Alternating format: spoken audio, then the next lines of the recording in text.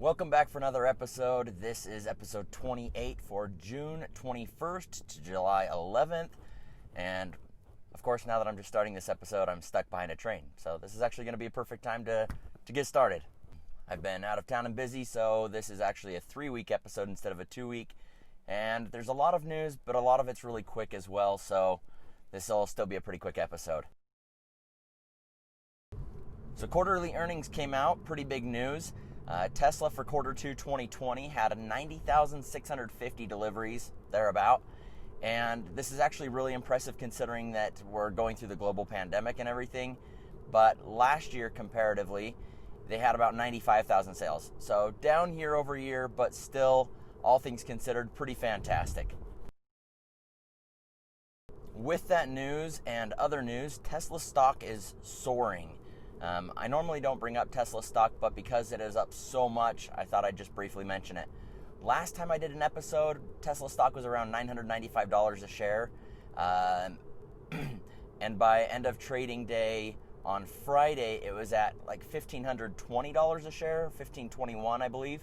So over 50% up in the last 3 weeks, which is just insane. It also means that Elon might be getting his second payout here pretty quick, depending on how the stock continues to do and things like that. When it comes to the quarterly earnings report, we should be getting that report here on January 22nd. And that'll just be a good day, the day before my birthday. So, yeah, let me know your thoughts down in the comments. I'm curious to see if more people are leaning towards being profitable or not. And if so, how much do you think they made? Moving on to software updates, because I usually start these episodes with that.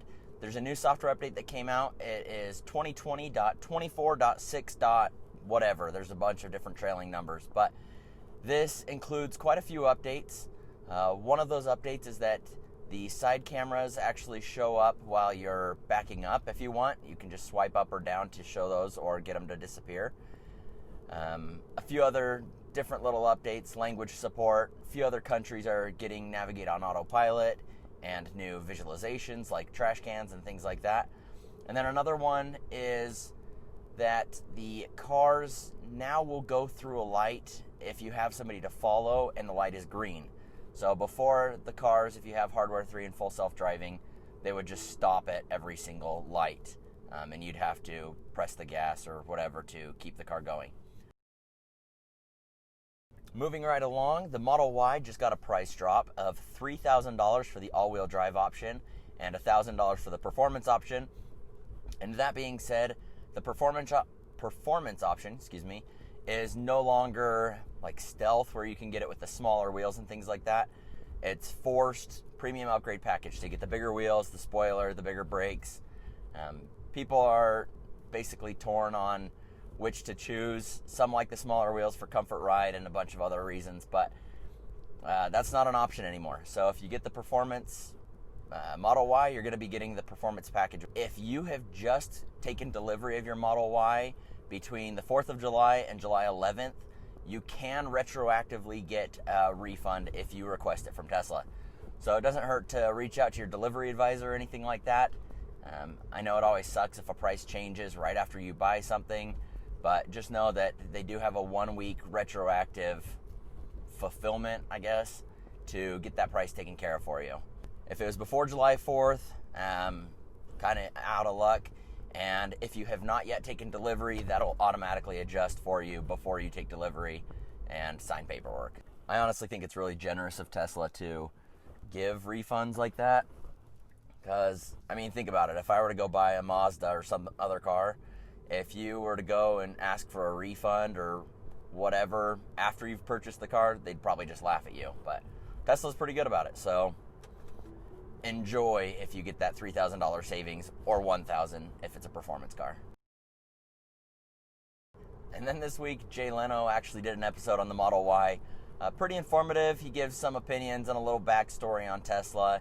It's a full episode dedicated to the Model Y.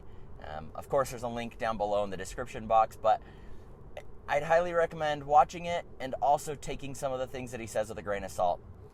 Just the way he talks about full self-driving, It's not quite to the point that he mentions, and then he does things like the way he closes the hood on the front trunk and things like that. But overall, pretty positive video. Highly recommend it. And Tesla's website actually got an update. So recently they updated the website so that the first thing you saw was their solar panels. And I don't know if it's they had really big demand on those because they changed it, or they can't keep up with deliveries for whatever reason, or maybe they're just not producing them nearly as quick as they wanted to. But their website has changed, and that's no longer the forefront. It is now the Model S, and then the rest of the vehicle lineup, of course, this time in the correct order. So it is now S3, X, and Y, and yeah, kind of nice. I'm glad they finally did that. And because Tesla had such a good quarter, they decided to make some shorts that they were selling on their website for $69 and 420 cents. Or, I don't even know how you'd say that. $69.420. It's not 420 cents because that would make it $73. I don't know. Anyways, they had those up on their website, and they actually sold out pretty much instantly. So, if that's something you wanted, you can go ahead and look on eBay. People are already price gouging them. But it's not too late to, I guess, get them if you're willing to pay that extra price. And I know I've mentioned it before, but the media control unit, or the main screen in the S and X vehicles, kind of has an issue. After about 4 years, they have a tendency to kind of die, and that's due to the memory type that was used in the infotainment center, or whatever you want to call it. But either way, Tesla this last week changed their warranty on replacing those. So if you've gotten a replacement, it was 4-year, 50,000 mile warranty on it, and they just changed it to 2-year, 25,000 mile warranty. There's a report of a Model 3 that rolled over in China, and people walked away from it with minor scrapes and bruises, but overall, pretty impressive to see that the car held up that well. And one of the things that got a lot of attention over on Reddit was this proposed police mode that basically, if you push the voice activation button and say something like, "I'm being pulled over," it will record all the cameras and, of course, the mics that are in the car. And there was a little bit of, I don't know, there were people that were really for it and a few people really against it. And, you know, I'm not trying to make this political or anything, but I don't think it hurts to have extra recording of things that are going on. So if a cop does a great job, great. It's not necessary to have it recorded. If a cop doesn't do a good job, well, it's nice to have that evidence. No harm, no foul either way. I think it'd be a cool little thing for Tesla to implement. Another thing, I'm just going to report on this, not because it's important to people now, because you can't do it anymore, but because it is still Tesla news. The full self-driving package that Tesla offers went on sale this past week. I say that with quotations because it's software and they could really sell it at any price at any time.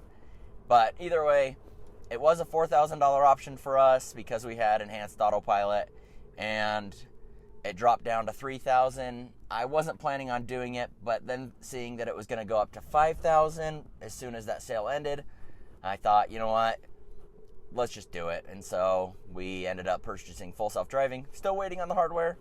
Either way, that also means that full self-driving price has gone up for everybody. So if you had enhanced autopilot, like I said, it's now $5,000 instead of $4,000. And if you have basic autopilot, it's now an $8,000 option here in the US. That's a hard pill to swallow for a lot of people. Either way, basic autopilot's still included on the cars. And yeah, let me know your thoughts. Do you think 8,000 is too much? Do you think people are going to be spending that? I feel like, I mean, if I hadn't gotten this car with enhanced autopilot, I don't know if I would have spent $8,000 on full self-driving. But maybe I'm saying that because I haven't gotten it yet. And I'm going to be doing Supercharger updates here in just a second as soon as I can pull over and stop the vehicle because, you know, safety first. All right, so I just pulled over and Supercharger updates. I know it's been 3 weeks, but still pretty big update, and I'm really stoked to be sharing this. So, 48 updates over the last 3 weeks. 8 locations got permits, 7 in the US and 1 in the UK. 9 locations started construction. There were 5 in the US, 3 in Canada, and 1 in Norway. 30 new openings, 19 in the US, 3 in Spain, 2 in the UK, 2 in the Netherlands, 2 in Taiwan, 1 in Norway, and 1 in Japan. And then there's been 1 temporary closure in Australia. Anyways, that's it for this week's update, or this 3-week update. If you have any questions, please let me know. Any comments, any critique, anything like that, please let me know down in the comments. If you like this video, please give it a thumbs up or a like. If you disliked it, go ahead and hit dislike. Other than that, thank you again for watching, and I'll see you in the next one.